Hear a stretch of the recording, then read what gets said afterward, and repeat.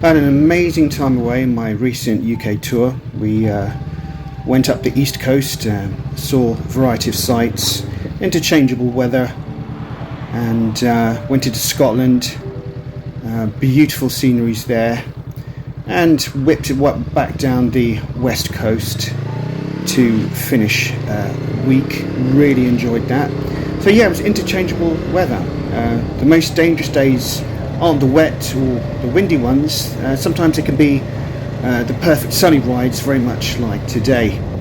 Now, this is also when overconfidence can sneak in and tiny mistakes can turn into big ones. So today we've got blue skies, feel a warm breeze, and we've got silky smooth tarmac. Nice to have silky smooth tarmac for a change. I've had so many variety of services in the last couple of weeks. Now the temptation is to switch off your brain, open the throttle and just cruise. But exactly on days like this that riders overcook corners, they misjudge distances or get surprised by something they didn't spot. Now even when the road feels easy, I keep on scanning the mirrors, far distance, near distance, every glance and a check-in with my surroundings. That's why I'm not caught off guard or caught out by a tractor that pulls out in a hidden driveway or deer bolting across the road or anything of the sort.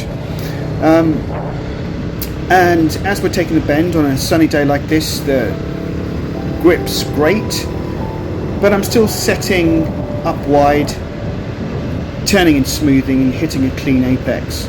Good habits practiced on the best roads means they'll be second nature when conditions get rough. Now, perfect grip can tempt you into charging hard, but here's the trick.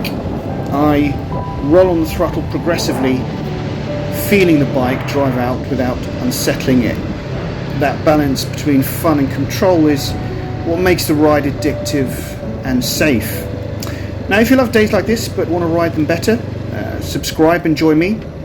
We'll take perfect rows, squeeze out every ounce of fun, and build the skills that keep you riding for years to come.